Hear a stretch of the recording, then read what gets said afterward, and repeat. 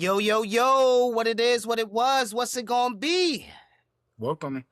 Welcome to the latest episode of the Gen Expertise Podcast, episode 45, entitled The Blueprint. We are your hosts, Main and Rants, Welcome. aka Boogie Dad Productions. Good one. Good one. What's happening? What's happening? What's happening? Good, man. How are you? How you feeling? I'm good, man. Happy Father's Day. Yeah, It's happy only Father's Day. right. As we record this, we're recording on Father's Day. On Father's Day, man. Maine has the Awesome Dad Father's Day t-shirt on. You know what I'm saying? He's getting cliche on This us. is what this is one of my gifts. I had to do it. Huh? Did you get some socks too? No socks this year. No ties, no Socks? socks, nothing crazy. Just a couple of t-shirts. Yeah. That was And I got one of those one of those cozies for your beer, like you slip the beer in and it keeps it cool. Uh-huh. One of those cozy, the can cozy or whatever it is. Oh, I okay. got one of those too. Oh, But okay. yeah. You made off, And son. I got a good meal out of the deal, so that's always good. There you go, man. We cooked out on the grill. Let me ask you a question. Yeah, When you were outside, how many people, yeah. like just when you was randomly outside with the family, how many people wished you a happy Father's Day today? Today, I can't Yes. lie, I didn't really get out today, because we Mm-hmm. just came home from a little trip, so I Yeah. was in the house, so I relaxed. Nah, today I wasn't out, so I can't. I got zero. I got zero of Oh. that. No strangers wishing me a happy Father's Day or anything like that. But that has happened to me in the past. Uh-huh. But not it used to happen to me even before I was a father. Like people would just assume I was a father. And Yeah. and You just as I'm got going that, you about just my got that day, look about you. yeah, maybe I got a dad bod. So Mm-hmm. people would just so people will always assume I'm a dad because even before I was a dad, I had a dad bod. So Yeah. I Yeah, used to get man. that a 'Cause lot. we went out. I got a couple here and there. I caught a couple strays here and there. But Yeah. in general, man, yo, we don't be getting enough love, son. And I'm pushing a Yeah, double that's a carriage, son. common yeah, it's a common theme, I guess, right? Like so people Yeah. always joke about that, how dads Father's Day is not really a thing, you know what I mean? Like and Yeah. honestly, like leading up to it, I didn't really hear much about it. You know how leading up to Mother's Day, there's a bunch of advertisements for getting gifts for your mom, and there's commercials for like, just special things that moms Yeah. do, Every and gift begins with just K's. yeah, all types of stuff, man. Like Mm-hmm. just last minute gifts in case you forgot, but nobody forgets. but, Yeah. but Mm-hmm. but yeah, it Yo, feels like even the lead up, there's no real lead up to Father's Day. nope. There's just nothing. Like, you wouldn't The even know. card sections in the Walgreens are fully stocked still. You know, Mother's Day, it's 4 days before Mother's Day. You try to get a card and it's like Yeah, people be scrambling. one card. They scrambling, Yeah, son. you could It's definitely one see where people's inappropriate Mother's priorities. Day card left. Yeah, man. You can see where the priorities are for sure. Cause Yeah, dogs. nah, it's just not the same lead up even to it, Mm-hmm. Um, but nah, I mean, hey, it is what it is. It's It is what it is till it s- ain't, bro.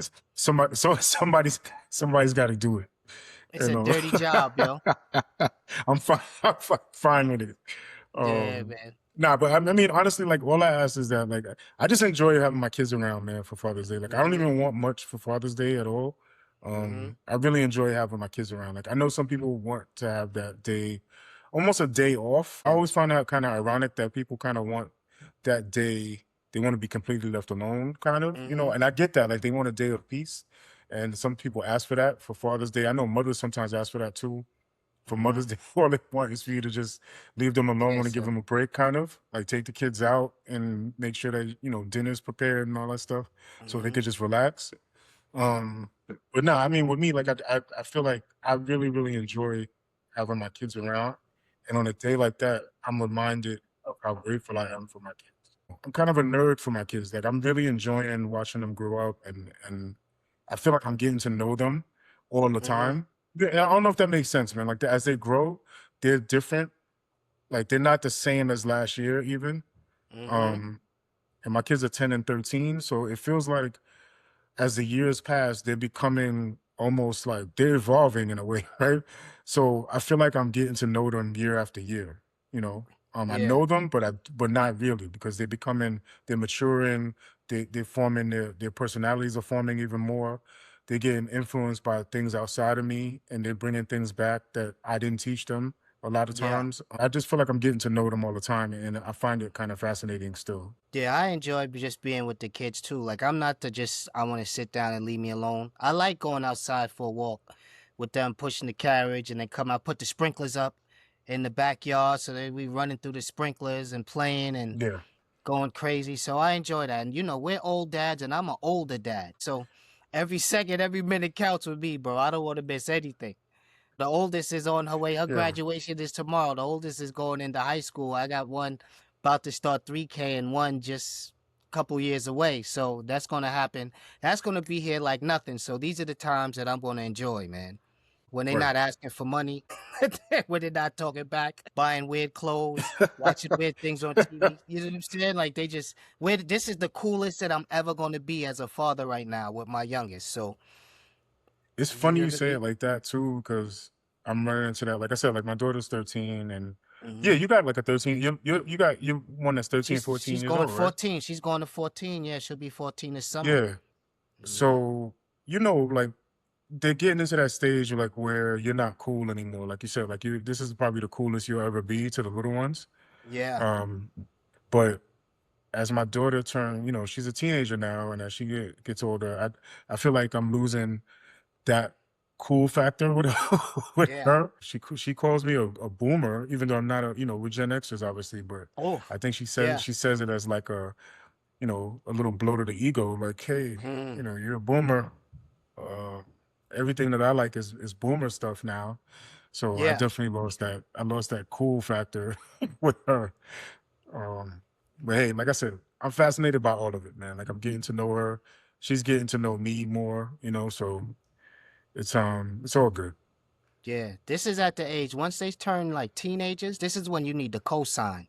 You need the cosign. Like you're not cool until like some of their friends see you and be like, "Yo, your dad is cool, man." They're ashamed of you until you got a you need a peer cosign from like some other teenagers, and then they come back like, "You know what? You are all right." But until then, it's like, "Yo, you can drop me off down the block. I can get there by myself." So we're both entering that stage. Yeah, you need the friends to co-sign you. Oh, that's funny. Yeah, you need their friends to co-sign you. Yeah, you need to drop them off, and they'll be like, "Yo, that's your dad." Like, um, no, no. Oh, cause that dude is cool. Well, yeah, yeah, that is my dad. Actually, that's what we need now. So, you know, shout out to the dads out there, man. Shout out to the Yeah, dads. absolutely. Happy Father's Day to all the dads Happy out there, Father's Day to all the fathers out there. and all the father figures. Like Yeah, honestly, exactly. All the father biological figures, the fathers uncles, the and the father biological figures. fathers, Yeah, the big yeah. brothers, the older The big brothers brothers, who the you know, mentors, everybody. everybody, man. So today, the blueprint. This is our last episode, official episode of the month of the man. Yeah, yeah. The month for men by men.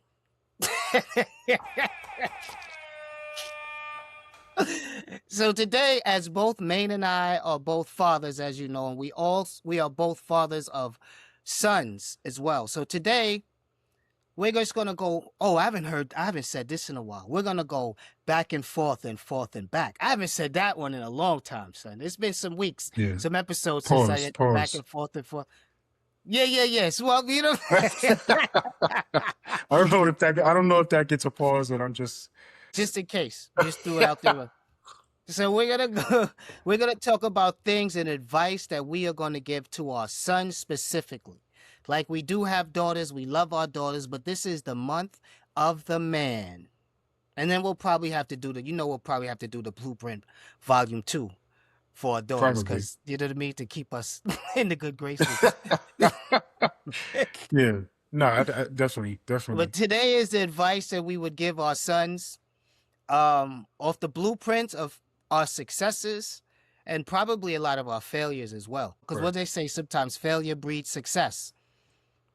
And in every failure, there's a lesson, right? Yeah. And You tend to sometimes learn there's more two. from your failures. Mm-hmm.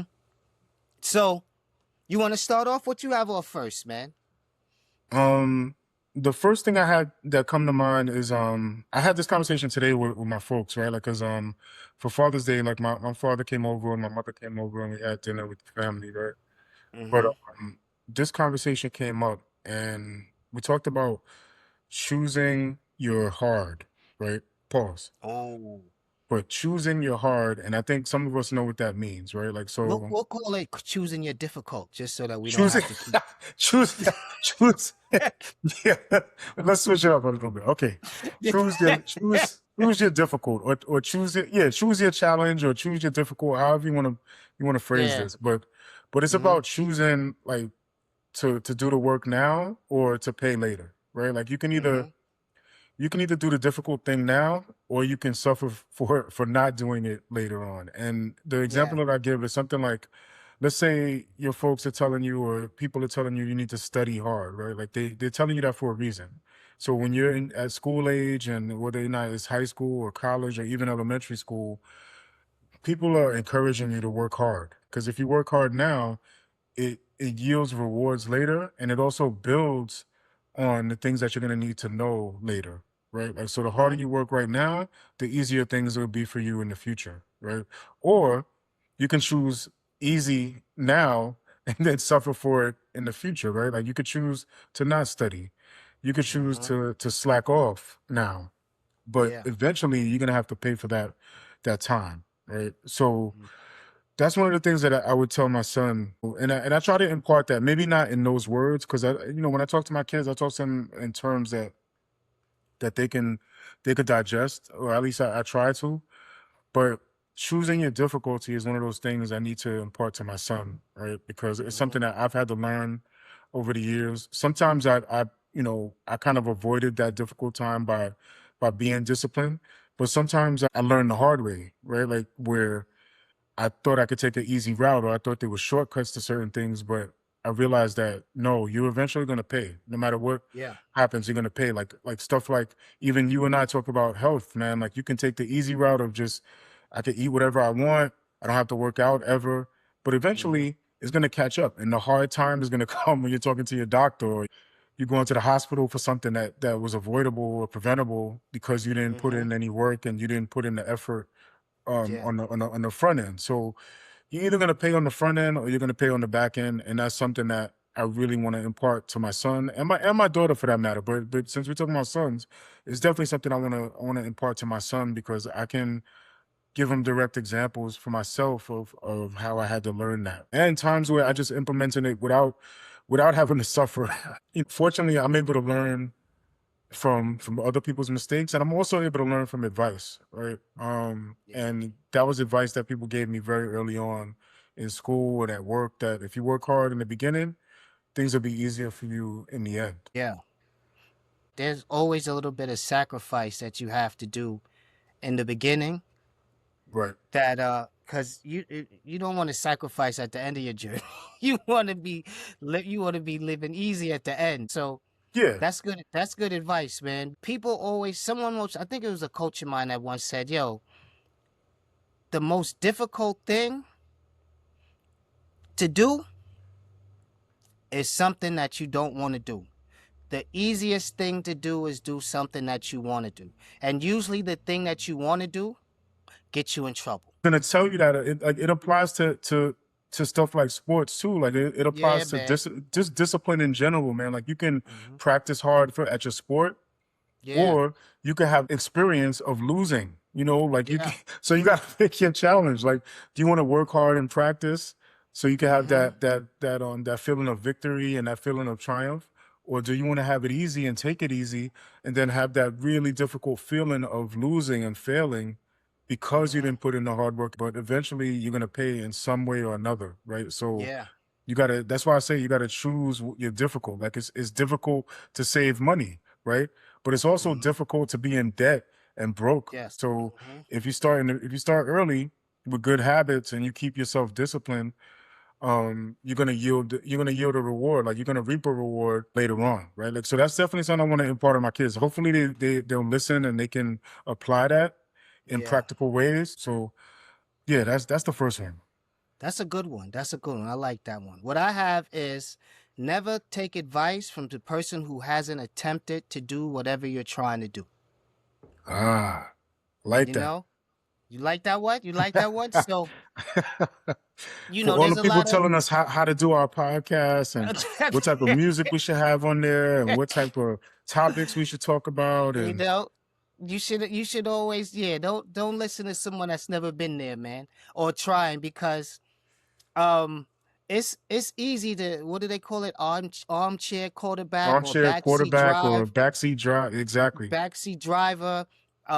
It's easy to give advice on something when you're outside looking in, when you've never done it. There's the best advice comes from the person who's tried it and failed, and the person who's tried it and succeeded. So Yeah. you want the advice from the person that said, yo, I tried that, this is everything I did wrong. This Right. is why Right. No, I that's didn't make it that's happen. right. This is why it didn't work for me. I did all of these things wrong. This is why it didn't work for me. And then the other side, you want the person that says, this is everything that I did that it worked for me. But the person that didn't even attempt to do it, you don't want to listen to that person. That's that person. Don't let somebody live through you, yo. Don't let somebody live through this. And we Yeah. live in an age now where everyone's a critic. Everyone feels like, especially with social media and our supercomputers in our hands, and the ability to look at people's personal lives and professional lives and comment on everything. Everybody has an idea of what should be done about everything. And you find out a lot of them don't have the courage to take that step, to take that leap of faith. So Right. that's one of the lessons I'll tell my son. Like, yo, man, if he has an idea and he tells me such and such told me that I shouldn't do it, the first thing that I'm gonna tell him is like, did they try? Have they ever attempted it? What's their Yeah. experience? So Right. yeah, like, what's their experience? So what did they do when they tried it? If he says, oh no, they never tried it, they just saw, I'm like, then don't listen to them. Their Right. opinion doesn't Right. matter. And you're gonna find you like I agree with that. That's a good one. And Mhm. I find that you also have to kind of discount the advice of people that have no interest in what you're doing, really. Like they just Yes. some people are just commenting out of pure like peanut gallery sideline. It's just chatter. You know what I mean? Like they're not even interested in what you're trying to do. They not only are they not trying to do what you're trying to do, not only have they Mhm. never tried, but they're not even interested really in doing what you're doing. So Yeah. why even take don't put too much stock in their opinion, right? Mhm. Um so yeah, I definitely agree with that. That's a good one. That's a really good one Yeah. actually. When I was younger, I was young. I couldn't have been any older than 25. And we threw a barbecue for my grandmother's birthday. Mm, And I was out cooking on the grills. I was out cooking on the grills. I was cooking. And there was a bunch of people that my mother asked, do you want to help with the grill? Do you want to help with the grill? And they were like, nah, they didn't want to be bothered working on the grill because they wanted to sit down and everybody wants to eat and party. You don't want to be working the grill and right, the cookout. right. So I had both grills going. Here comes one of my uncles. He comes in, looks over my shoulder. He goes, yo, you supposed to be putting that on this. You supposed to have that. This is the monster grill right here. You supposed to be doing this. You supposed to be doing that. You supposed to be doing this. And I remember turning to him and I said, didn't they ask you to work the grills? He said, yeah, I didn't want to work the grills. And I remember turning and telling him, like, look, man, you're more than welcome to grab these tongs and work these grills. But if you ain't about that grill life, don't come here and talk to me. Don't come here and talk to me Exactly. about how to cook this food, man, how to flip these burgers, bro, because you didn't want to do Exactly. it. You didn't want to do it in the first place. So just go over there and get this food, man, and leave me alone. So Yeah, you everybody's know, got an opinion, man. Everybody has everyone has one, a man. better way. But yeah, I don't, Yeah. yeah, that's definitely a good lesson to impart to our sons, man. Like, Mm-hmm. don't watch who you take advice from, right? Yeah, man. Yeah. Definitely a All good right. one. What you got up next, man? This one I kind of stole from somebody. Mm-hmm. And I don't want to say still. I was influenced and inspired, and I was motivated by this There you one go. time, right? So, you ever heard of Gary Vaynerchuk? No. So Gary Vaynerchuk is an entrepreneur and he's sort of an influencer online, but he has a company called Vayner Media, I think. Mm-hmm. Um, and I stumbled on him one day, and he talks a lot about just a lot of motivational stuff about ways that you can make money, right? Like, so if anybody's familiar with Gary Vaynerchuk, they know what I'm talking about here. But one video I stumbled on, right? He's in the back of his car, he's being driven, and a fan of his sees him in the back of the car, like he has the window open, so somebody bumps into him, and they're like, "Hey, you're Gary Vaynerchuk," and he goes, he's like, "Yeah," he's always friendly and happy to greet people that if he has time, he's happy to talk to fans, right? So the woman comes up to the car when it stops, and she's like, "Give me a quick motivational speech," right? And he's like, "You want a motivational speech?" She's like, "Yeah." He goes, "Here's a motivational speech. You're gonna die." And she's like, you could tell she's a little stunned at first, and he's like, Yeah. "Now go do something about it." Mm. And Pause. and she walks away, and she's like, "I love you so much," and the car pulls off. And it's like it makes for like a dramatic moment because he has people kind of filming these moments Uh-huh. with him, Um, but at first I was a little stunned that he said it, right? Like when I watched the video and I watched it again, and I got it. It speaks to, not to be morbid, but it speaks to something that you and I have talked about in the past, right? Like we probably talked about this a couple of times on episodes of this podcast, Mhm. where we know that we have less life in front of us than we have behind us. I'm not gonna go into the statistic again, but given the average lifespan, we have a lot less time ahead of us, right? Like than is past, right? And that should not be something to lament or to be sad about or anything like that, but it should act as sort of a motivating factor um to do what it is you set out to do, right? Or at least try and fail. Fail as many times as you can, because the more you fail, that means you've tried quite a bit, right? Like, Mhm. so that's one of the other things that I want to impart to my son and to anybody that I kind of come in contact with. This one is a universal one where I feel like anybody that spends any significant amount of time with me and talks to me, has conversation, or if we have a friendship or a significant relationship, man, like I just want people to know that you are going to die. It's like the only guarantee, right? Like, and if you use that as kind of a motivating factor, whether you're 50, whether you're 20, you're 30, you're 40, whether if you're 10 years old, man, like, Mhm. like this applies to every single person. Like, do what it is you want to do. Do what's in your heart. As long as you're Yeah. not hurting anybody, as long as it doesn't have adverse effect on people, that's gonna damage anything or damage anyone, do what's in your heart to do. At least try, right? Yeah. Because you're here for such a limited time that the time is too short to worry that you're gonna fail. I probably won't say it in that way to my son or my Yeah. daughter. I'm not gonna say you're gonna You can die. say the cool way, you say the Latin way, the memento mori. Memento mori, yo. Remember you must die. Maybe I'll say Yeah, it you spin it that in way. that You way. spin it that But way. Just don't walk in the room and be like, hey, you're sit gonna down, let me die. tell you something. You're gonna die. What? Today? No, you're not kidding. He'll be like, today? What you mean, Dad? What you mean? Remember that you just reminded me. Do you remember that song by Chris Rock? Remember when Chris Rock did a song? He did a video for this Was that song called "No the Sex in the Sex Champagne in the Room"? Champagne Room? Yeah. Yeah, and he's not singing, but there's somebody Yeah. singing at toward the end. But Mhm. like most of the song, the music is playing and he's just talking, right? Like he's giving you It's like like spoken his word. yeah, it's like a spoken word. He's like the Gil Scott Aaron of comedy, right? So yeah, shout out to Chris Rock, right? Because that was Mhm. I love that song, man. Like that was a good one. Yes. But in part of that song, he goes, I have a horoscope for you, right? And he and he names I'm just giving an example, but he'll Uh-huh. say something like Scorpio, you're gonna die. Yeah. He'll be like Sagittarius, you're gonna die, right? So and I swear, like at first, I don't know if this is what he was getting at, but it feels like the Uh-huh. message was the same in retrospect. Now that I'm older and I can look back on it, it's not just a funny song. I feel like he was trying to deliver that same message. Live your life, enjoy. Yeah, man. and don't spend too much time worrying or lamenting over stuff or having regrets. Live your life because eventually it's going to be over for all of us. Hmm. So Yeah. that's something I definitely want to impart like that to my children, that there's an urgency to kind of like enjoy, to taste, Hmm. to try things and to experience things, to just to be, in your Yeah. fullest sense, right? Um, Hmm. and it's advice that I haven't always taken.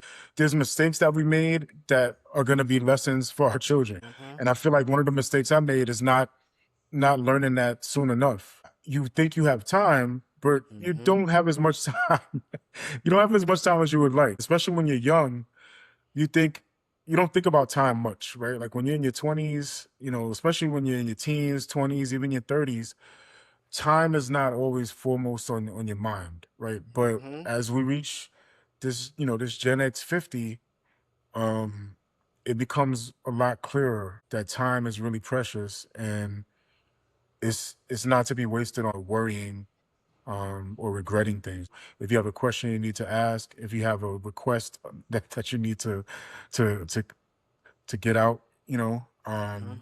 do it. Just do it. The worst that can Yeah, happen man. is that you get a no. The worst that can happen is that you fail, right? Yep. And in that failure is going to be a lesson um, of what to do next or what not to do. Yeah. That's a good one, man. That's a good one. Mine that I have next is "A honest man doesn't get hustled." Hmm. Hmm. Mm. Continue. Yeah. Continue. Yeah. Yeah. Yeah. So I got this one from a guy that I grew up with that used to be a scammer.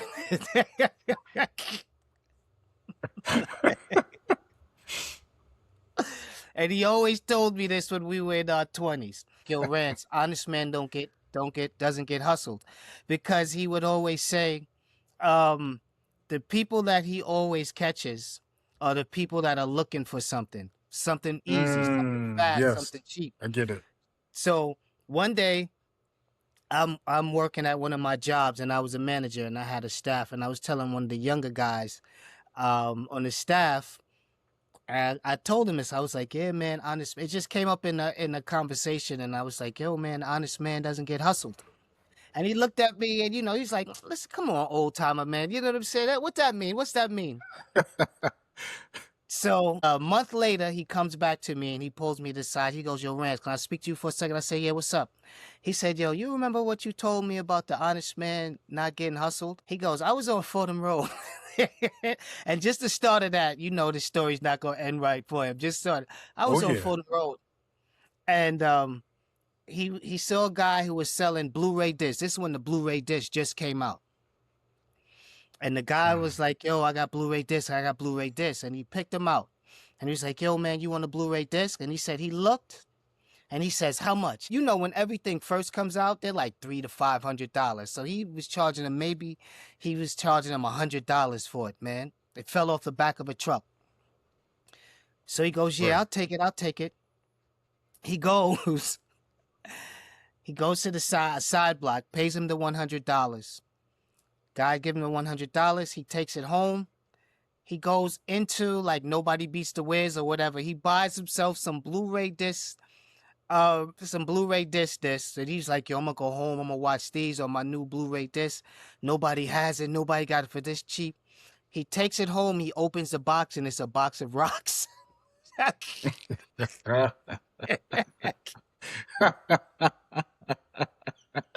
So he Oh says, man. Shout out to Fordham Road. "Shout out to Fordham Road." So he says, at that moment, he was like, "Yo, now I understand. I understand what you were talking about." So if you think about it, man, this goes back to your nothing good comes easy. Like your Yeah. first. This goes back to your first. Yep. Um, if you're always looking for a quick fix or a quick score or to get through something easy to bypass certain steps, in the end, it's not going to turn out good for you. If you're always looking to get something for nothing, maybe you'll get some satisfaction on your way home with that box. But when you open it up, surprise, surprise, he had a perfectly leveled box of rocks. He said it was done so well, he had to almost tip his cap off to the dude because the rocks were like taped. They didn't shake and move. They didn't make noise, and they were like duct taped in the box. Like he took his time with this hustle. I've seen ones where people think they're getting a MacBook, like an Apple laptop, Yes. and it's a weight or something, looks like they're getting like Oh, a dogs. taped up rock or something, or a taped up book. Yeah. And they think that they got a MacBook, but Or they get a what you got is MacBook. They you get an got a Apple. They heavy get a real you Apple. got you got a heavy book, all right, but you don't have a MacBook there. But I yeah, know a like you guy said, who did man, that yeah, in a yeah, tennis club. There was a guy in a tennis club who was taking advantage of the patrons, and he was promising them all MacBooks and taking their money. right. And he must have made about $10,000 before they caught on to him, and then he like skipped town. Yeah, man, but you're so right. Like if you're looking for that easy score, you become more susceptible to being victimized, right? Like because Mm-hmm. somebody's gonna see you and see that you're looking for an easy score Yeah. and victimize you, man. Like they're gonna take advantage of you right away because they see that you're looking for an easy way out. It's just like another thing that goes on Fordham Road, the 3-card Monty games, Oh right? my gosh, the shell game, the 3-card The Monty shell game. game, the 3-card Monty. The reason people get caught out there is because they're looking for this quick score, right? Mm-hmm. You become so eager to get that quick money, and they'll show you somebody winning, right? Like you'll be standing there, and first they let people watch, and you're just watching, and you're seeing people win, and your greed kicks in, and that's when they got you. And you just know that you're gonna win. If the person before you could win, you're fast, right? Like Yeah.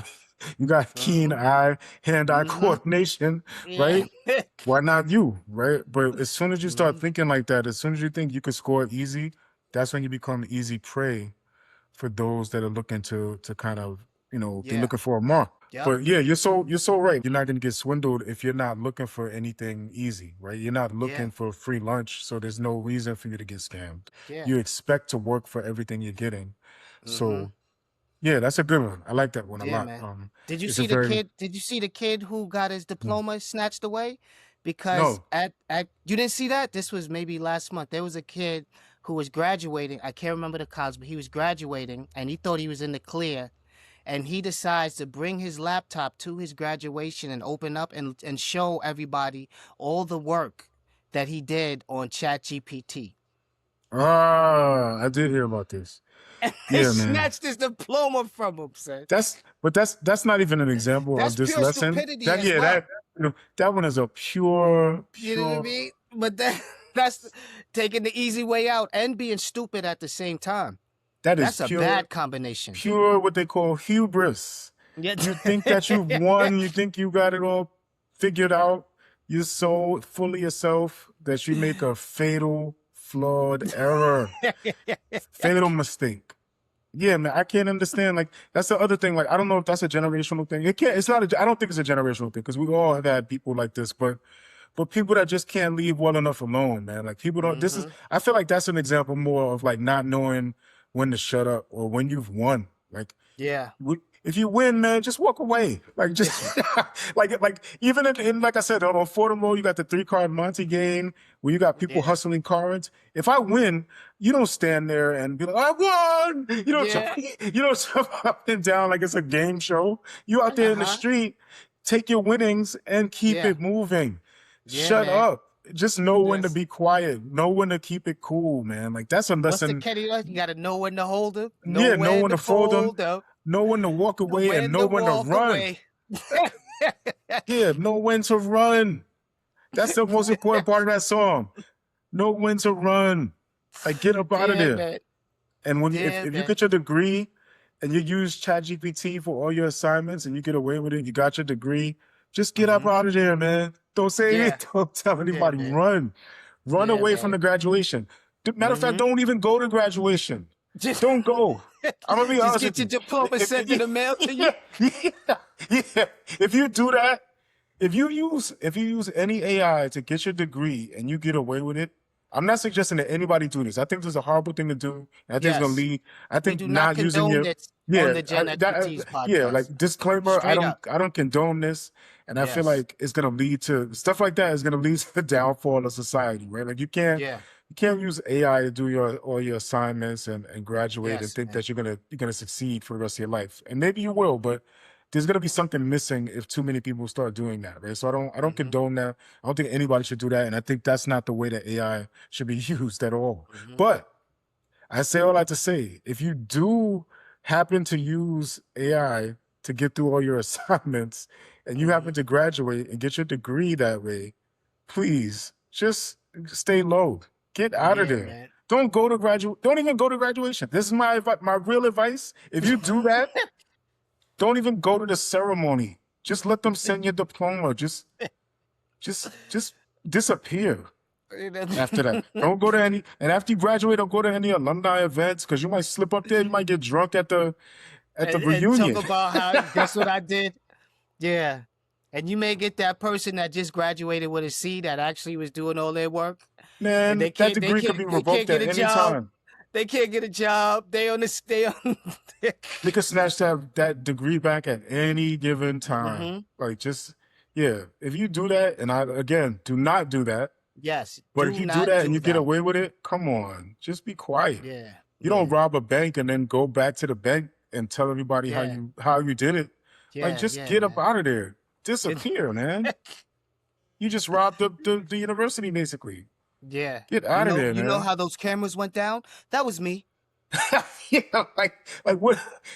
Like I said, it's not a generational thing because every generation has had these people that can't help but to go brag about it or to kind of tempt fate and tell somebody what they did or to go back to the scene of the crime or to, like just to gloat, that hubris will be a downfall every time, man. Just if you win, that's another lesson. I don't have that down here. I have all these things written down, but I would say you just brought up a really good lesson that I'm going to teach my kids. Know when you've won, right? Yeah. And be a gracious winner, right? Be a grateful and gracious winner, and don't gloat. Don't let hubris get the best of you is another big lesson that I think me and you should definitely teach our kids. Humble yourself or be humbled, yo. That's what I say. Humble yourself or be humbled, bro. Yeah, be gracious. Be a gracious winner. Be grateful, but don't gloat. There's no reason to rub it in people's faces. There's no need to brag. It's only going to lead to something negative, right? Like you're only going to draw either negative attention or something like that's going to happen to you. They're going to snatch away your winnings, right? Yeah. So, yeah, man, that's a bad one. That is a bad one. Honest man, don't get hustled. Or get their degree taken away. Or get their degree taken away. Honest man keeps his degree. How about that? That's a lesson for all of us out here. The honest man gets to keep his degree. Dogs, can you imagine? Yo, I couldn't even imagine what I would do to my son if he did that, yo. If he did imagine your family's at the graduation and you're doing that foolishness. Gosh, your whole family's there. And you go viral over it so everybody knows what you did too. Like, so now that's literally following him to every job interview, everything. Because that's what they do now. That's what they look to see job. They look to see your social media. They look to see if you're viral for anything good, you're anything bad. Like this is what they look for. This is going to be with you for the rest of your life. Like the woman that was twerking on the light pole at the Knicks the Knicks parade the other day. Yeah. This is going to follow you forever, man. So imagine coming home. Huh? Well, quick tangent. Now that you mentioned that. Did you see her follow? So for anybody that doesn't know what we're talking about, obviously the Knicks had their parade this past this Thursday. This Thursday they had the Knicks parade because they won the championship, right? So one of the videos that went viral was of a woman on a light pole in New York City during the parade. She was trying to kind of get her footing, and it looked like another woman was trying to kind of knock her off a little bit. So she grabs the woman. Pulls her off and throws her down on the ground while she's still hanging onto the light pole. And then the woman tries to grab her, winds up grabbing her by the pants, pulling her pants down. And so the woman who's still up there is like twerking while the other woman that she just threw down has her pants is punching her in the cheeks. Yes. She's punching her behind and the woman's still twerking, right? Like, and then they wind up getting into a fight, later. I Yeah. think another video I saw, they were actually on the floor together fighting until Yes. somebody kind of jumps in and pulls them apart, right? Mm-hmm. But then there's a follow-up video where this woman explains that she was not the bully in the situation and how she was up there and she was just trying to get her footing, and the woman starts trying to pull her foot off, and so she grabbed her, and she's trying to explain herself. But I just found it funny that she went viral for that, and then she went even, she got like her 15 minutes of fame, so to speak, Yes. and also felt the need to go back and clear the air Clear the air. about the whole situation as she Yes. twerked. And she kept twerking too. Like, even after they got pulled apart, She wouldn't stop. She just would kept she would twerking, not son. stop twerking. I'm like, what is this disease that's Yes, causing people to just twerk in any situation? She's in a fight and she's twerking during the fight. she's twerking before the fight. She's twerking in the midst of the fight and after the fight. I'm Yeah. like, what is this mental thing that's happening to people where they think that twerking is the appropriate answer to whatever the situation? Like, why? Why are you twerking before, man. during, and after you get into a fight in a parade with thousands and thousands of people out there in New York City? Like, what are you doing? Yeah, man. Yeah, man.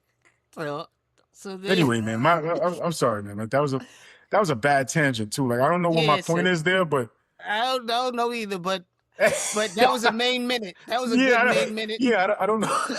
I'm not making any point here, but cut it Yeah, out, man. Just don't do it. Yeah, No, cut it that out. is the point. That is the point. That's the one that we throw down the block and it comes back. And it's Yeah, like, like, yo, stop. don't do it. Don't twerk. Don't do it, yo. Oh no, like, twerk is not the appropriate behavior for every Yes. situation. Like, Yes. there's a time and place for twerking. I guess is Alright. the takeaway. Yeah. That's another lesson. No, you know what? That's not a lesson for us. But anyway. Alright, what you got up next? No, that's not. You know what? Never mind. Never mind that whole few minutes. Scratch that. Fast forward this part. If you can, I don't know. Do something.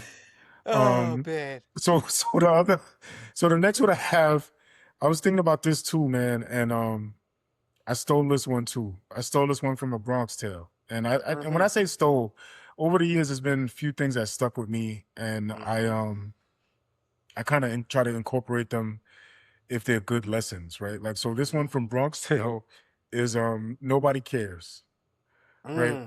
And it's something that in a Bronx Tale, if you've seen the movie, there's a gangster in the movie that kind of takes a young man under his wing, Sonny. and Sonny tells Cologero, Cologero, Yeah. or C for short. Mm-hmm.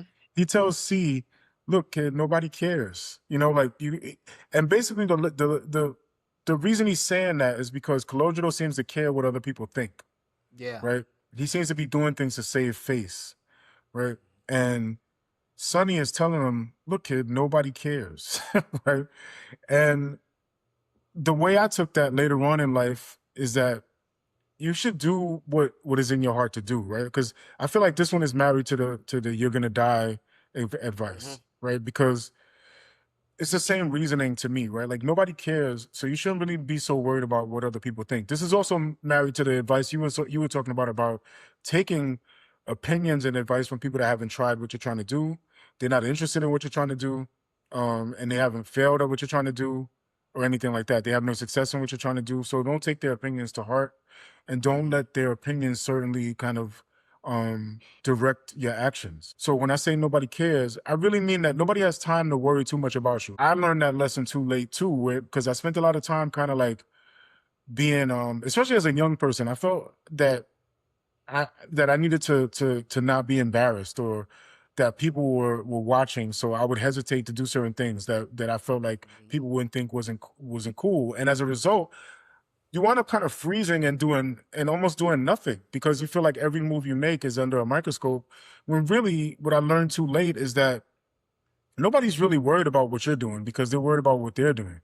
Whatever it is, like your appearance, your actions, whatever you think that somebody's judging you for, most likely in their minds, they're having some similar challenges themselves. Like they're worried about what somebody else is thinking. They're worried about what they're doing, if they're wearing the right thing, if they put on enough deodorant this morning, if they if they studied hard enough for their exam, if they're ready for their Mhm. interview, or if they have enough money to pay the bills and pay for food and pay for rent or the mortgage and all this stuff, right? Like if they, if their girlfriend still loves them and if the boyfriend still loves them, and like everybody Yeah. has so much going on. That's my point, is that everybody has so much going on in their own mind that you're not the main character in anybody else's story. Yeah. That's kids to take care of.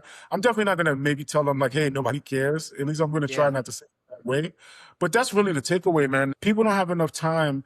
There might be people that are criticizing you and talking about you, but they don't really care about what you're doing, man. Like Yeah. you might be a quick topic of conversation for a few minutes, but Mhm. believe me, nobody's staying up at night worried about what you're doing.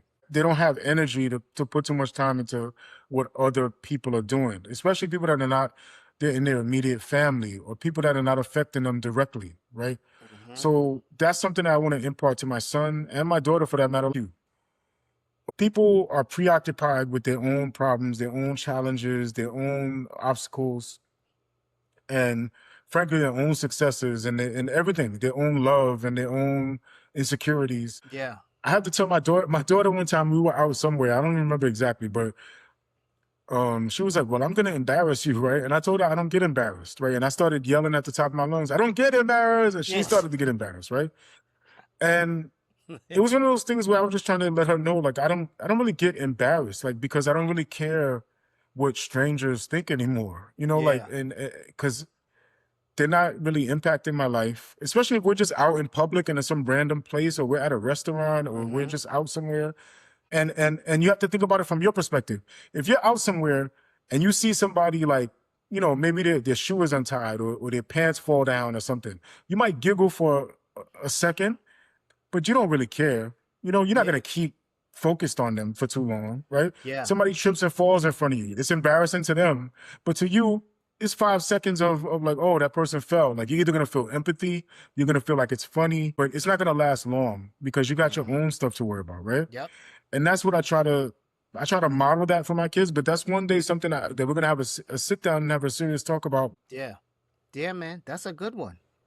That's a good one, man. It's interesting you say that because I had this conversation with someone last week, and we were Yeah. talking about um how people get so caught up in looking around at what's going on, and if you really stop and really look around, you notice that no one's paying you any attention or as much attention as you think like we were on a train and Exactly. someone was like doing all of this stuff and they were like looking around and you can tell them looking to see if someone's looking at them, looking to see if someone's looking at them. And we were looking at them for a second to see like, yo, look how crazy they are. But in the meanwhile, it's like everyone's in their own world, especially nowadays, man. Especially nowadays where people just have their head in their phone or even in the books, whatever. Like it lasts 15 minutes, 15 seconds. It's all the same thing, man. And at this age, I'm 50 now, bro. I don't care, man. You know what I'm saying?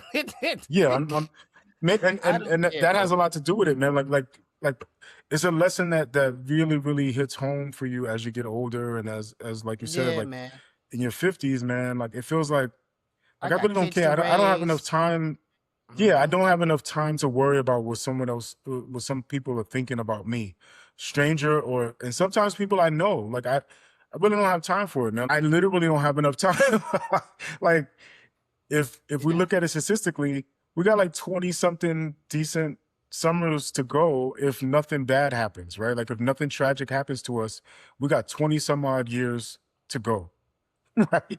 So with that in mind, that type of urgency in me if I have a chance to think about it and reflect on it, I really don't have time to worry about what people think of what I'm doing. As long as I'm not hurting anybody, as long as what I'm doing doesn't have some sort of like negative impact on anybody, I really don't care anymore what people think that much. If you're somebody I know and I love and I care about, of course I'm gonna take Hmm. your opinion and I'm gonna process it and I'm gonna do what I will with it, right? But and I'm gonna appreciate it. If you give me constructive feedback, or if you tell me like, hey, I sincerely care and here's what I think, yeah, of course, I can take in information, I can take constructive criticism, I can take feedback and all that, right? Like I'm not foolish about it. But what I mean is like worrying about what strangers think, or worrying about being embarrassed, or not doing what I feel like I really should do in my heart because of what somebody else may think of it.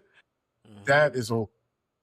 And Hmm. that I wish I had learned a lot earlier. Yeah. It Yeah. just really they'll Yeah. get it eventually, One way but or the other. hopefully One it's way or the not. other. Yeah, hopefully it's not late. I don't want them to get it too late. Yeah. That's a good one. Nobody cares. What I got next up is treat everyone with respect and always demand that same respect in return. So, I've worked in customer service for 30 years. Yeah, 30 years. One of my pet peeves is when I see, like, if I'm out at a restaurant or I'm at a store and I see someone treating, like, the help or the people that are there trying to help them like they're crap. I've seen people throw money at people. So that's one of the things that I really want to convey to my children, especially my son, is that, yo, respect everyone. I really hate when people don't respect other people, especially when they're doing a job for you and you don't appreciate the service that they're providing for you, no matter what they're doing, no matter what type of job they're doing, no matter who they are, what they look like, whatever. Give them that respect until they prove to you that they don't deserve that respect. But at the same time, you demand respect from everyone. You know what I mean? You don't let anyone walk over you. You don't let anybody treat you like you're nothing, or anybody disrespect you at your job, or if you're walking down the street, in school, whatever. So that's really big on my list. Treat everyone with respect and always demand that same respect in return. That's a good one. And yeah, that's definitely something I want to impart to my kids as well, right? Like to my son and my daughter. And one of the things that you had mentioned before is about how like you worked in customer service for a very long time, right? And it gives 30 you like, years. yeah, for 30 Woo. years, and something like that gives you a sense of empathy and a feeling like you could relate to those that have to provide a service to others, right? Like, Mm-hmm. so you know what it's like to have to deal with kind of customers that could be challenging, right? Mm-hmm. You know what it is to deal with unreasonable requests, right?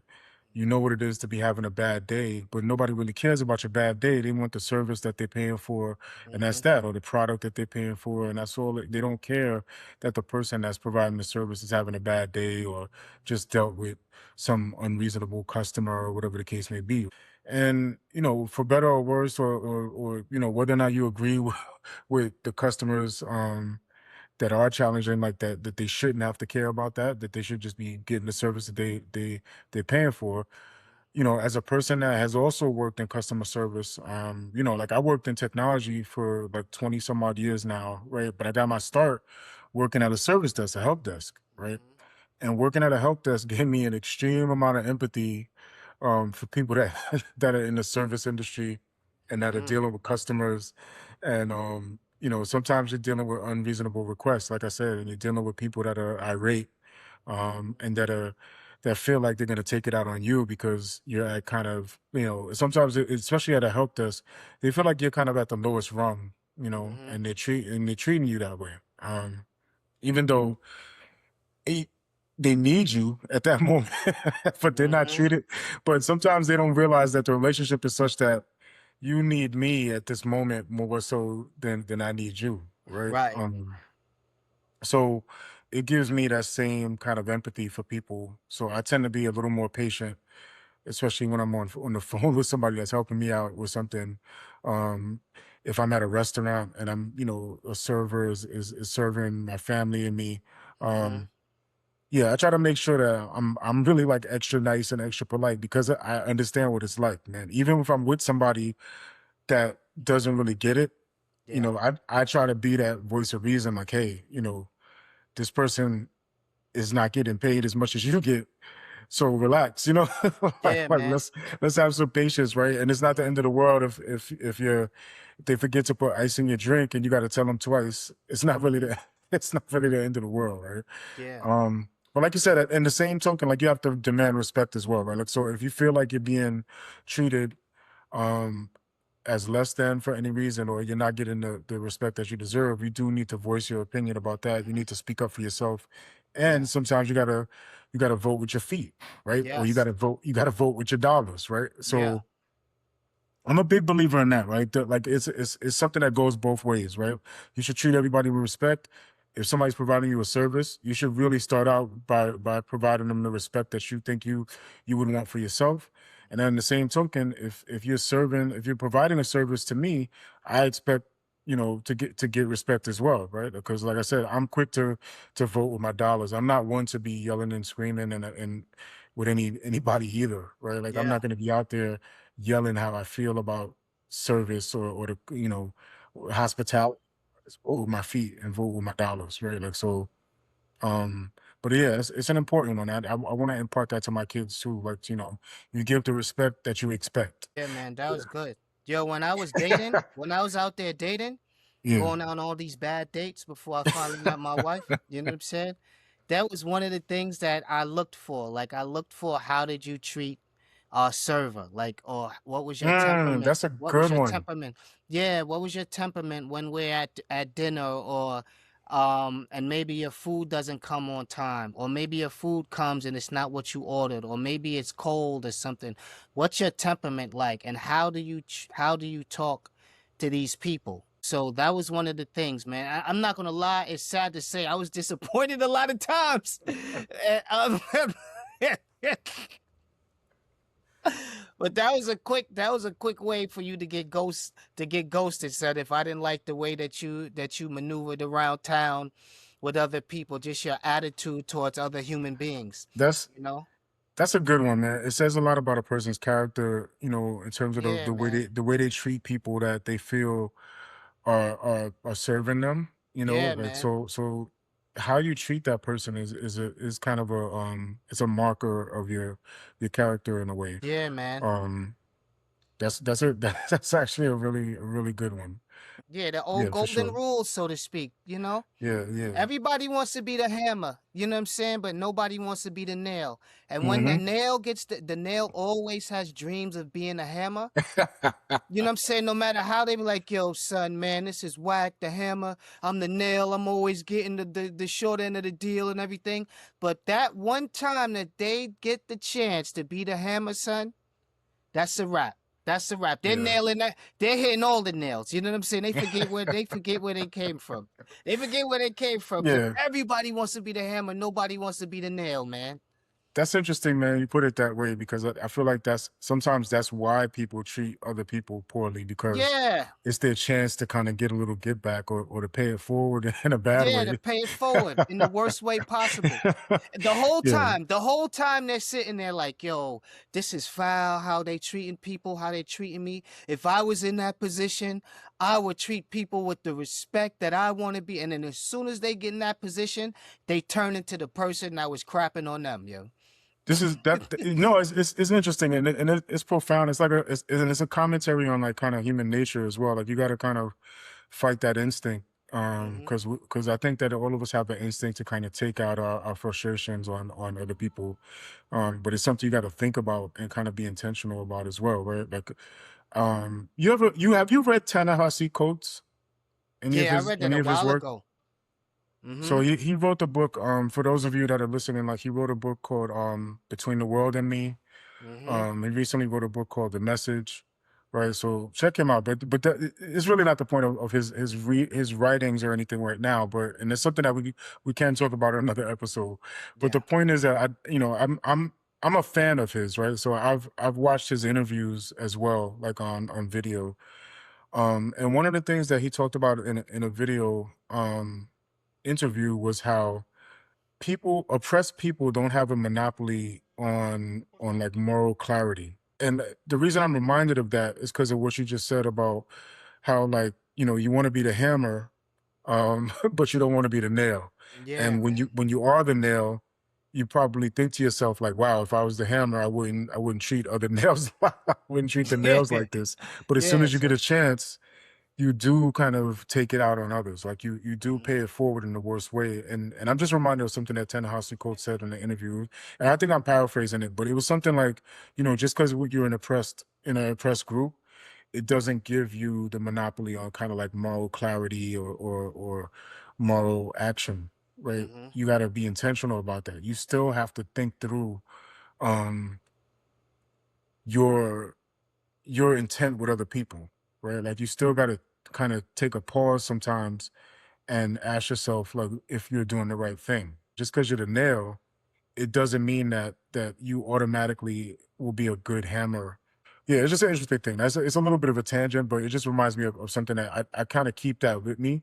This idea that just because you're oppressed, it doesn't give you a monopoly on morality, right? There you go. You still gotta think through it and you still gotta be intentional about that, right? Mhm. Um, but yeah, that's a really good one. Mhm. Um, You got anything else? What you got next? um, the last one I have is it goes back to I think a story that I told about my father last episode. Like I had a factual funny years last episode about my father, and we were talking about whether or not I could remember anything directly that he had told me as a piece of advice that he gave to me, right? Mhm. And I told a story about one time, like a neighbor came by and wanted sugar, and I was told, we didn't have any. And then when my father found out, he kind of told me like, listen, if anybody ever comes asking for food, if you have it to give it to them, right? Mhm. Share, right? And it sounds corny, man, but as we were eating dinner tonight, I reminded my father of that because my wife has us kind of go around and say like what fatherhood means, and she makes my Mhm. kids say a little something about like how they feel about me as a father, and I told that story to both my parents. I kind of reminded them of when that happened. And my father didn't really remember it, but I told him like it kind of had a profound impact on me, even though I was a little kid. It taught me that, you got to break bread. I guess is the short way to say this lesson is that Mhm. I want to make sure that my kids know that they need to have like kind of a giving heart, and that doesn't mean like always giving of your finances either. It doesn't mean that Yeah. anytime somebody has their hand out for money that you give out whatever's in your pockets. That's not what I mean by it. Yeah.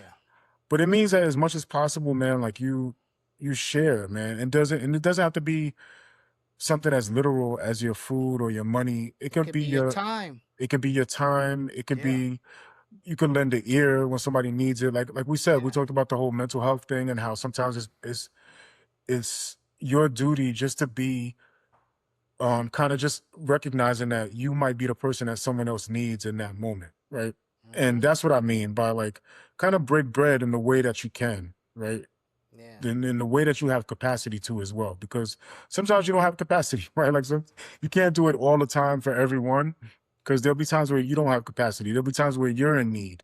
Yeah. But I guess what I'm trying to impart to them is that as much as you can, when you can, in the situations you can, and for whom you can, be that person that breaks bread. You can afford to kind of to be that person that's a helping hand, right?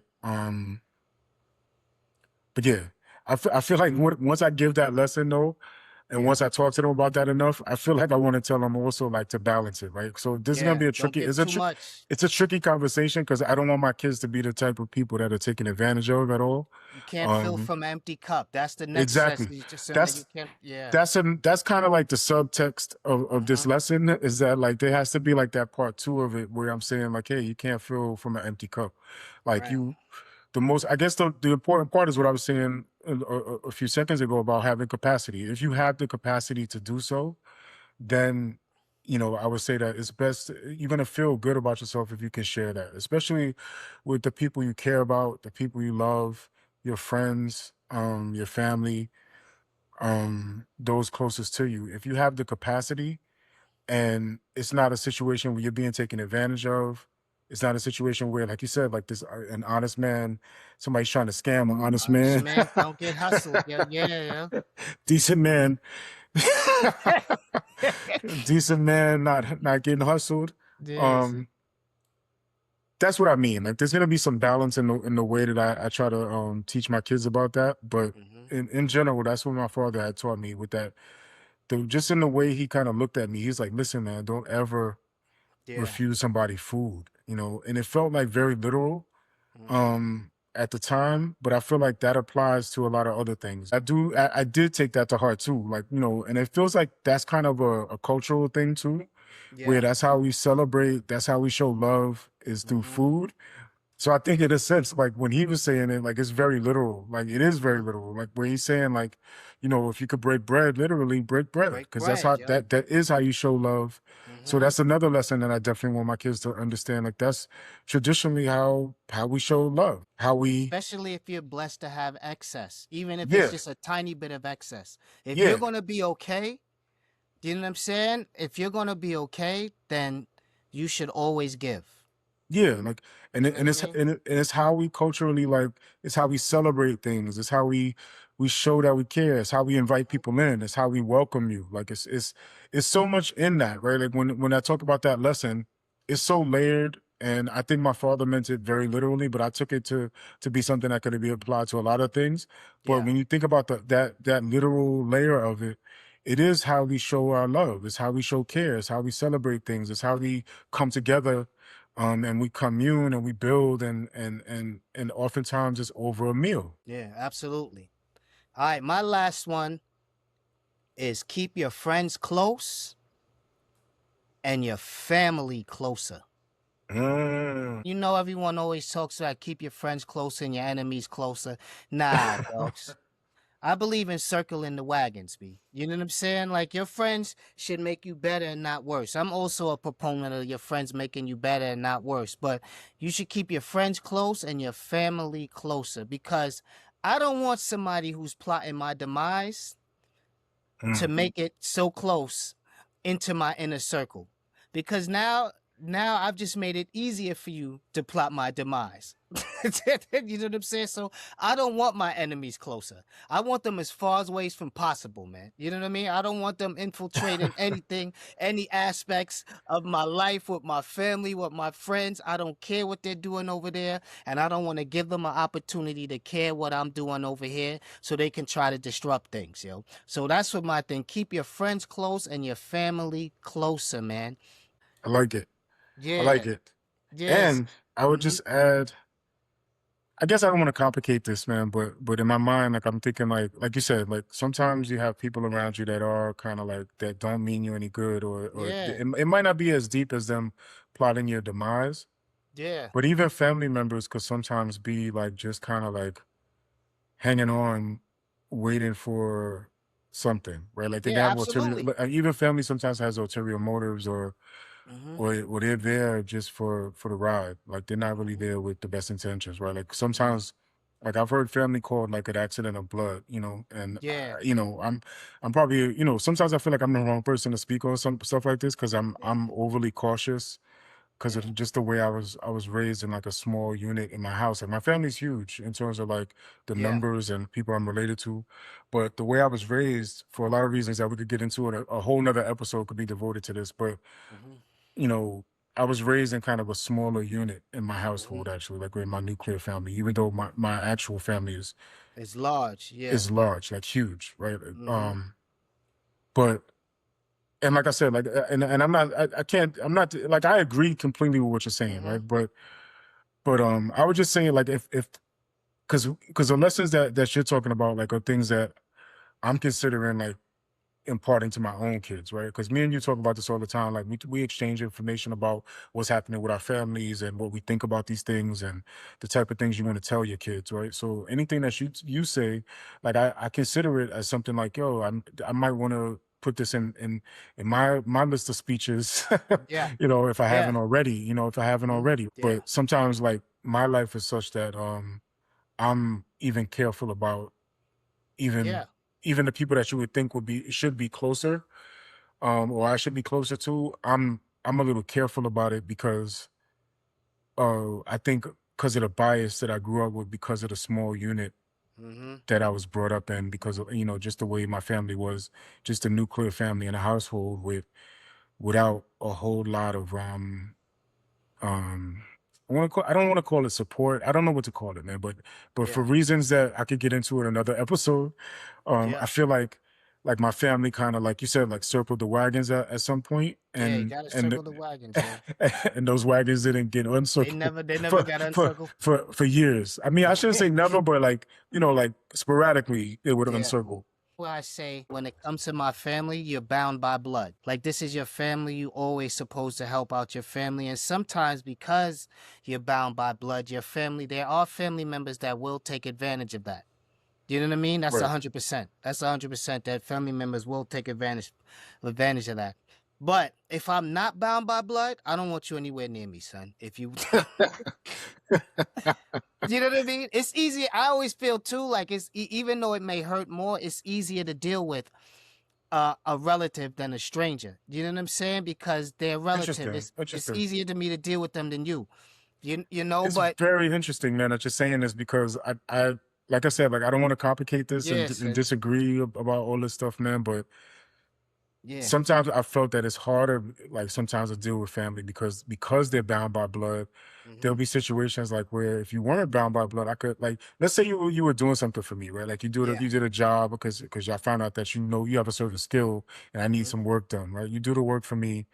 What do I do when it's messed up or you don't come back for 2 weeks or Yeah. you don't like you don't come back to follow up or whatever the case may be or you cheat me out of some money or whatever whatever the case may Yeah. be, right? Like it's for me it's like, okay, if you're a stranger, then I have recourse. Like there's things I could do, Hmm. and if we're not bound by, like you said, like we're not bound by blood, there's a Yeah. lot of measures you can take that you're not going to feel any conscience about, and nobody else in your family is going to care about either. But it feels like once you mix in family Hmm. on certain situations, your hands become tied in terms of how far you could take, like how you respond Yeah. because Your response to it because you have that emotional tie your and the response is limited, and the and ties yeah, that bind, so to speak. See, I look at it like this, and I always say this, like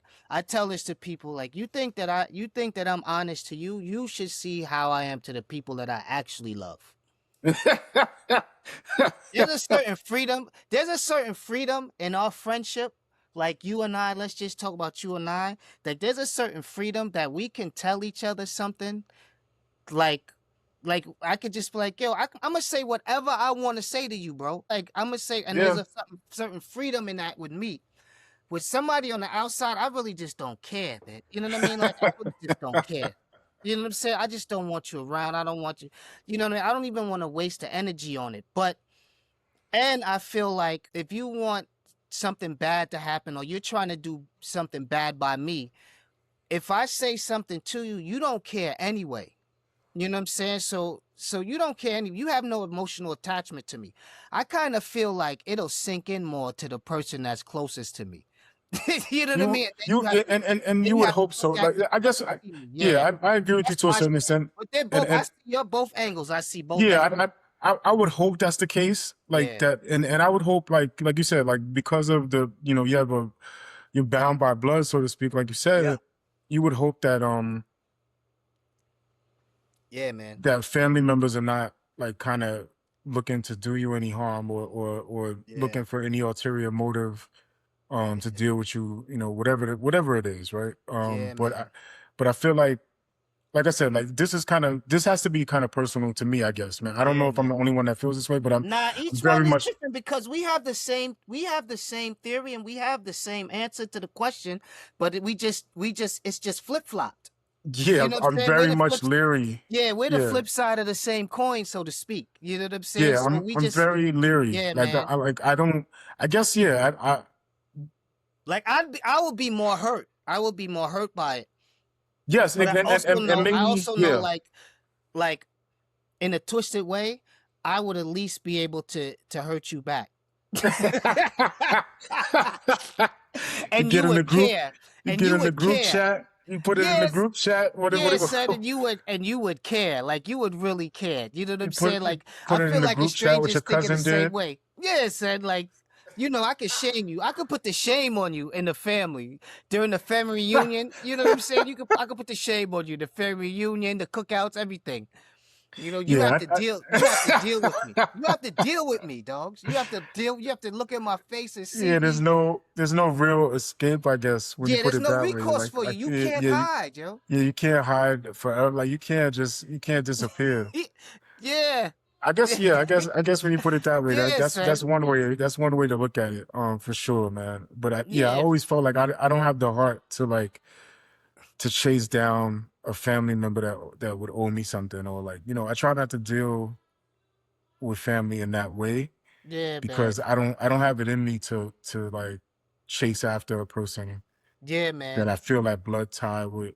So I guess I just like protect myself from that from the very beginning, right? Yeah, man. In a lot of different situations that, like I said, it'd probably take a whole episode Yeah, man. to understand what exactly I think Like I about that don't and want the why. smoke. I don't want the smoke, but I want the smoke. You understand? You know what some of yo, I Yeah, I don't don't want want the no. smoke, but I I don't want want. the smoke. Yeah, Yes, I man. literally don't. I don't like. I don't When it want the comes smoke, but I want the comes to smoke, that, son. I just don't. Yeah, man. I don't want any smoke at all. Yeah, man. You know, so that was I try to keep the peace. But yeah, I mean, yeah, in general, like I think I get what you're saying perfectly. Mhm. Circle the wagons and like, keep your family close is definitely a good rule of thumb in general. Yeah, And I man. feel like as time goes, like that's definitely something I want to impart to my kids, even if it's just like our immediate little nuclear family, and then when they have a family, like Yeah, man. even if that's to start over, like with me and them. Yeah, dogs. So absolutely, absolutely agree. There you go.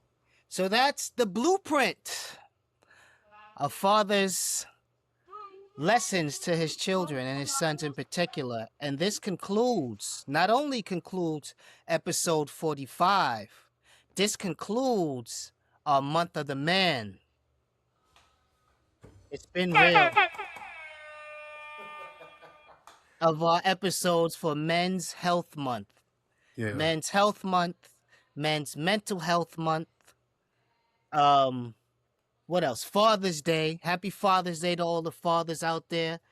Yeah, it's been exciting. It's been an exciting weekend, right? Like the past few days have been crazy, right? Like you got the Knicks winning, The you got Knicks winning. Father's Day, Father's Day. It's the World Cup. The the USA. World Cup, The USA you got the has World Cup. won its Yep. group for the first time, I think, ever. If I'm not mistaken, I could be. There's some Really? football. I think this is the first time we've ever won our group, and we won Yeah, it this in is a only 2 matches. crazy few days, In man. only This two is matches. a Yeah, son. this has been an unprecedented historical few days, man. Yeah. Yeah, I'm glad, man. I'm excited for New York too, man. Like it is y'all had the Puerto Rican Day Parade, Yeah. the The Brazilians parade for that took the over parade the for the city. Knicks. Yeah, the Yeah, the Brazilians took over Knicks. the city for the World Cup. You know, Man, I would the hate to be a Yankees are city actually worker though. playing well too. But you know, it's this is a time. Yeah, yeah. This is a time New right York now. is having a good little run right now. I'm happy to see it, man. It's exciting. Yeah, man. It's exciting, and I think we did a good job of covering stuff on behalf of the men That's for right. Men's Health Month and Men's Mental Mhm. Health Month. I've Mhm. seen like it's probably it's coincidental, I guess, in a way because it makes sense and it's fitting. But I'm seeing some other podcasts out there, like that I follow. Mhm. They're also doing this, but they're doing it kind of after us, like the mental health discussions Yeah. and stuff like that. Like I see that, like Yeah. We're trendsetters right coincidentally, now. like Yeah, after huh? I don't yeah, I don't want to I don't want Nah, to say that like that, but nah. it's like okay, of course it's not we're not the only people that are aware that it's month Yeah. Men's Mental Health Month and Men's Health Month and all that. So I don't want to say it like that, but it did feel good to see kind of some other influencers and podcasters out there that I follow and that I Yeah. respect kind of doing the same thing, but doing it like a step. Doing it after. Yeah, doing it. They were kind of a step behind, so to speak. Step behind our little small operation that we Yeah, have going on we here. got a little A little mom brick pop and shop. mortar. Yeah, Yeah, we got a we got little family shop going here. And You know what I'm but I saying? see some. We got about 300 square footage, little shop, little 300, Yeah, yeah, everything yeah. jammed into this little storefront here. Yeah, we got the little storefront, and I see the the Walmarts of the podcast game. They're doing the same Mm-hmm. thing, but they're a little step behind. So I felt like, oh, okay, we're on the right path. Yeah. When you see the enterprise level Mm-hmm. podcasters doing what we're doing, and then Yeah. but yeah, nah, but it's all good. I mean, it's So great gravy, man. actually.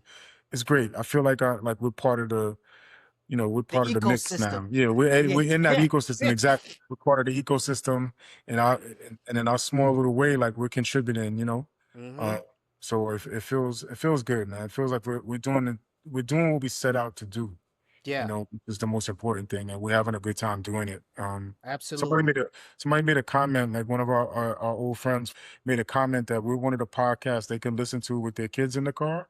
Yeah. And the kids ask like, "What's so funny? Why they laughing?" Yeah, man. And I felt good about that because it's just good, man. Like Mm-hmm. it's part of our mission and what we set out to do, to be a podcast that you can listen to with your family, Yeah. that does entertain you and make you laugh and add some value, hopefully, and makes you think about something that and at least think about it in a way that maybe you haven't before, even if it's not completely new to you. Maybe we're giving you some perspective and making you think about it in a way that you haven't. Even if we're making it funny for you and making you laugh about it, it's something that I feel really good about it, man. It's some of the unintended results of this is that people have reached out in different ways and told us like, "Hey, I'm really enjoying what you guys are doing." Mm-hmm. So so that feels good, man. So it's kind of unexpected, Yeah. and but it feels good every time. Like it never gets old. Like when I hear that. So it's really cool, man. I'm really appreciative of it. Yes, we are. Yes, we are. So thank you. And shout out again to all the fathers out there that are listening to us. Um, Absolutely. we see you and we hear you and we're here for you. that sounds like a PSA, right? That's it, the Yeah, Gen X PSA. it sounds like you're gonna get a phone call like, "Hey, you said you were here for Hey, me." Ranch, you Somebody's gonna said catch you at the that, gym. you know what I'm saying? So this concludes episode 45 of the Gen Expertise podcast. Shout out to our now day 45s, our day ones, and everyone in between. And as usual, and as always, shout out to our day one, salute. Salute to you. Salute to you. Orange and blue skies everywhere, baby. You see, I got the orange shirt on today, Yeah, son. I'm gonna have yeah, on some type of orange for a it's long yeah, time. it's still orange and blue It's gonna skies. be sickening, yo. Y'all gonna be sick of me. You know what I'm saying? But you know what, man? Since we are prolific. That's right, my brother. We are prolific.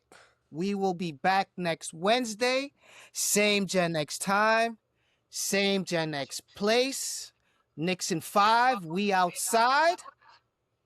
Power to the podcast. Power to the podcast. Peace. Peace.